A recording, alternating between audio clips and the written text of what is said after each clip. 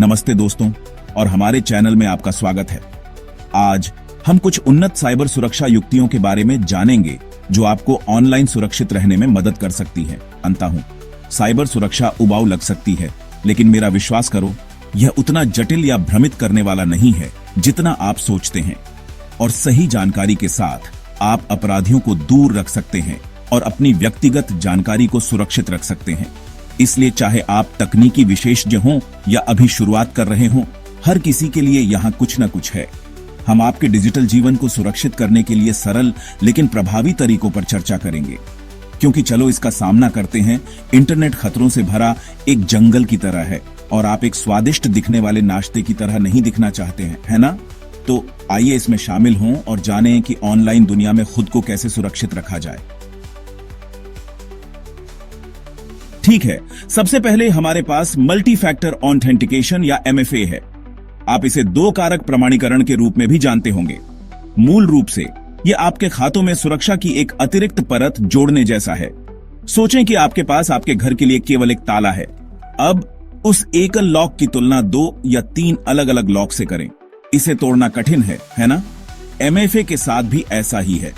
अपना पासवर्ड दर्ज करने के अलावा आपको अपने फोन पर भेजे गए कोड या फिंगरप्रिंट स्कैन जैसे सत्यापन का दूसरा रूप प्रदान करना होगा। यह आपके खाते में किसी और के लिए भी बहुत कठिन बना देता है, भले ही उनके पास आपका पासवर्ड हो। और सबसे अच्छी बात, अधिकांश ऐप और वेबसाइट इन दिनों MFA की पेशकश करते हैं। इसे सेट करना वास्तव में आसान है और यह आपके डेटा को सुरक्षित रखने की दिशा में एक लंबा रास्ता तय करता है। गंभीरता से, यदि आप अपने ऑनलाइन खातों को सुरक्षित करने के लिए एक चीज करते हैं तो उसे MFA बनाएं। अगला, हमारे पास पासवर्ड प्रबंधक है। यदि आप उन सभी जटिल पासवर्डों को याद रखने के लिए संघर्ष कर रहे हैं, तो एक पासवर्ड मैनेजर जीवन रक्षक है। यह मूल रूप से आपके सभी पासवर्ड को प्रबंधित और संग्रहित करने के लिए एक डिजिटल तिजोरी की तरह है। अब आपको सभी अलग अलग वेबसाइटों और सेवाओं के लिए केवल एक मास्टर पासवर्ड याद रखना होगा। यह ऐसा है जैसे आपके पास अपने सभी पासवर्ड के लिए एक मास्टर कुंजी हो। बहुत बढ़िया, है ना? लेकिन न केवल वे आपके पासवर्ड को याद रखते हैं, बल्कि वे आपको मजबूत अद्वितीय पासवर्ड भी उत्पन्न करने में मदद करते हैं।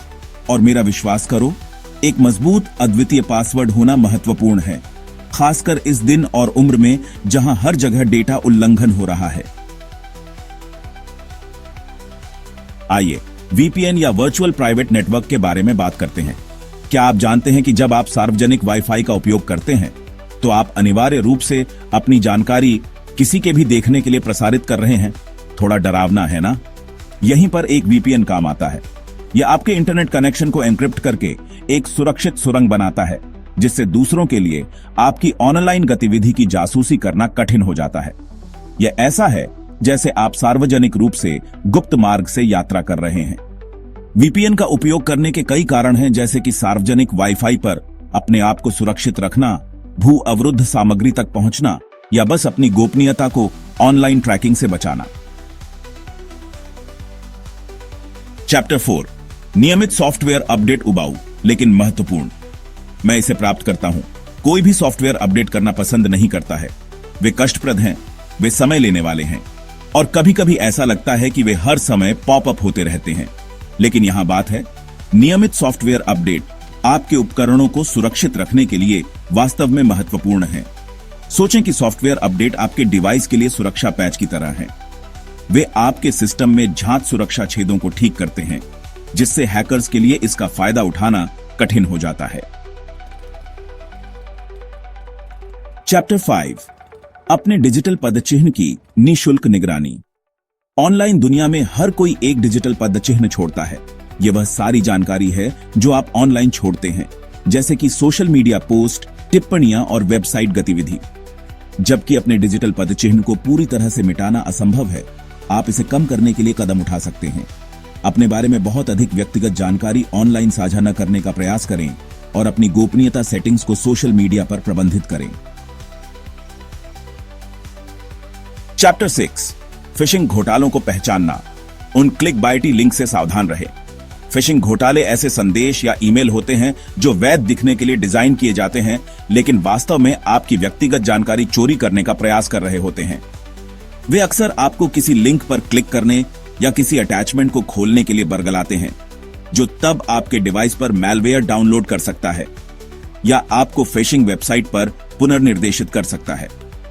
फिशिंग घोटालों से खुद को बचाने के लिए आपको सावधानी बरतनी होगी कि आप किन ईमेल पर भरोसा करते हैं और किन लिंक पर क्लिक करते हैं। यदि आपको कोई ईमेल या संदेश संदिग्ध लगता है तो सावधानी बरतना और उसे पूरी तरह से अनदेखा करना सबसे अच्छा है। पूत्रो, सुरक्षित रहें, इंटरनेट पर सर्फिंग करें। बस इतना ही दोस्तों। ये कुछ बुनियादी लेकिन प्रभावी साइबर सुरक्षा टिप्स हैं जिन्हें आप खुद को ऑनलाइन सुरक्षित रखने के लिए लागू कर सकते हैं। और मेरा विश्वास करो, जब आपके ऑनलाइन जीवन की सुरक्षा की बात आती है तो थोड़ी सी सावधानी बहुत आगे बढ़ सकती है।